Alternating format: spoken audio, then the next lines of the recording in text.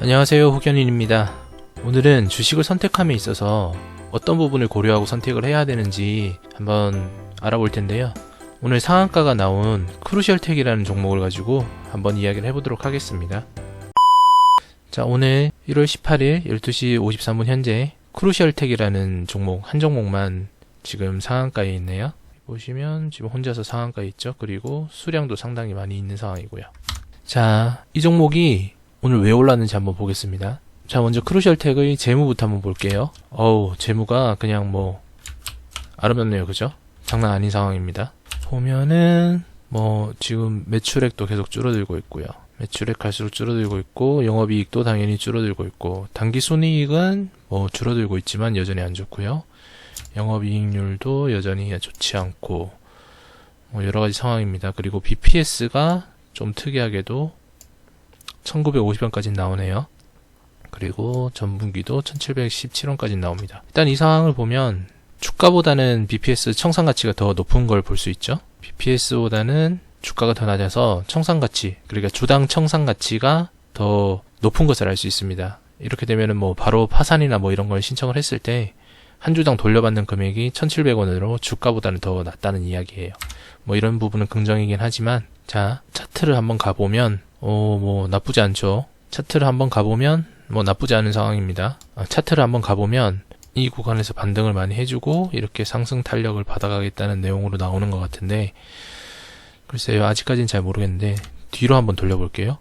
뒤로 돌려보면 어마어마하죠. 지금 이 가격대가 이게 말이 안 되는 거예요. 사실 13만 8천 얼마였던 게 지금 2까지 그냥 아무런 그것도 없이 그냥 계속 쳐박은 거죠. 물론 한 10년이라는 기간이 있긴 하지만요. 그런데 10년을 경력을 하면서 이 정도의 주가의 변동이 왔다는 거는 어딘가 문제가 있습니다. 여기서 이제 딱 박스권 이탈하면서 박살내버렸네요.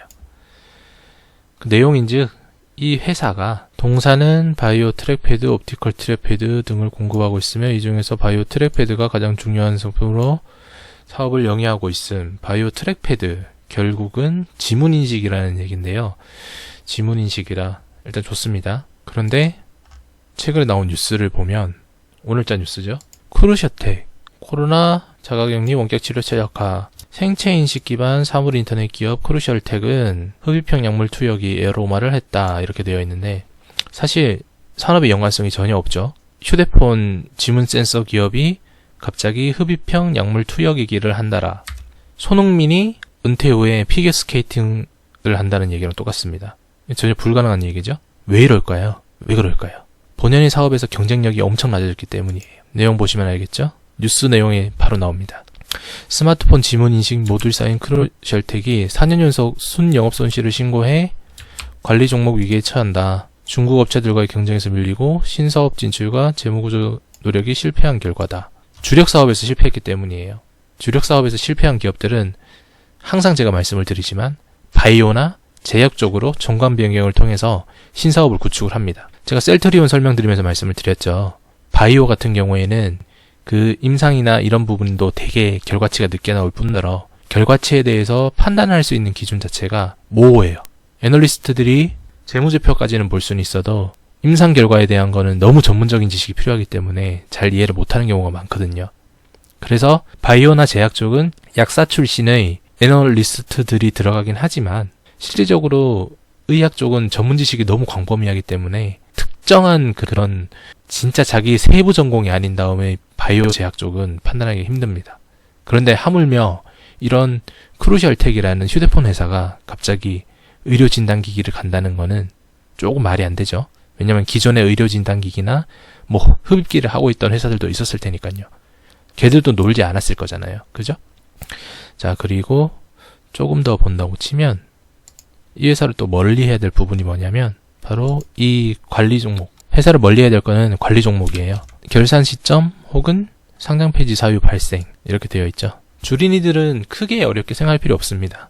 증거금 100% 회사랑 그 다음에 관리 종목 회사, 이 두 가지만 벗어나시면 돼요. 전 영상에서 설명을 드렸지만 증거금 100% 종목은 사람으로 치면 대출이 불가능한 종목이고요. 그 다음에 관리 종목은 사람으로 치면 신용불량자입니다. 신용불량자와 대출이 불가능한 사람에게 어떤 신뢰성을 가지는 거는 쉽지 않은, 실패 확률이 훨씬 더 높으니까요. 그러면 리스크 관리 차원에서 이런 종목들은 일단 배제를 하시는 게 좋습니다. 그렇죠? 주가만 봐도 알 수 있습니다. 어제 제가 말씀드린 대로 종목의 가치와 그 다음에 주가는 비례한다고 말씀을 드렸어요.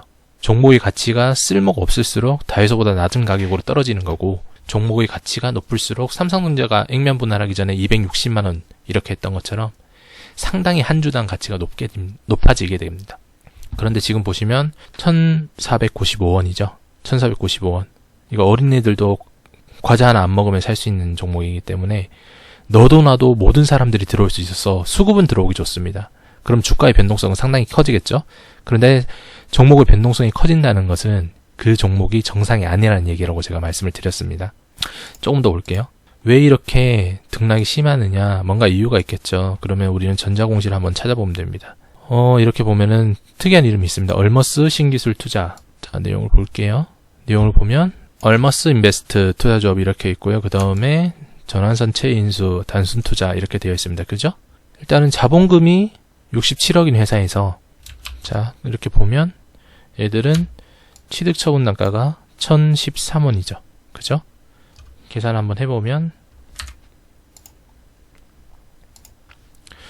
5923123 곱하기 1013원, 뭐 대략적으로 한 60억 정도 투자를 했네요. 60억 정도를 해서 취득 단가를 샀습니다. 그런데 이게 지금 오늘 날짜니까 계산을 해보면 거의 한 30억 정도는 이득이 난 거죠. 지금 주가 상태로 판다고 생각을 하면. 자, 여기 보시면, 그리고 자, 전환사채를 갖다가 취득을 했는데 다시 재매각을 했어요. 11회차 전환사채. 권면 총액이 120억인데 60억을 갖다 다시 재매각을 했다는 내용이거든요. 이 거래 상대방이 아까 봤던 얼머시기 그 회사인 겁니다. 그리고 7월 8일에 납입이 완료됐다라고 얘기를 하고요. 여기 있네. 얼머스 신기술 투자조합 5호. 그죠?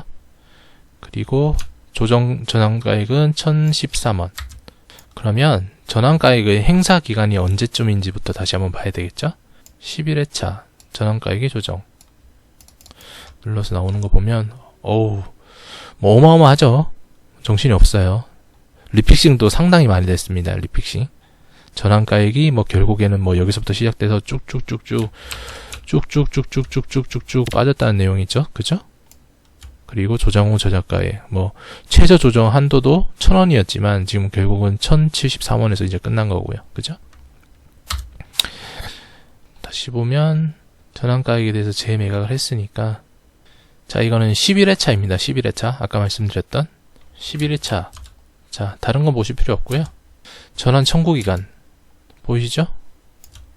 20년 7월 11일부터 22년 6월 11일. 그러니까 지금 이거는 바로 전환을 해서 주식으로 바꾼 다음에 매도를 할 수 있는 거예요. 그럼 아까 말씀드린 60억을 주고 샀지만 지금 거의 가격이 1,500원대까지 올랐기 때문에 30억의 차익을 볼 수 있는 거죠. 매수 시점 7월 12일. 차트를 한번 다시 돌아가 보면 7월 12일이면 한 요 정도 되겠네요. 요 정도 되면은 지금 가격대로 봤을 때 7월 12일 요쯤인데 지금 보면 여기에 걸려 있죠. 그죠?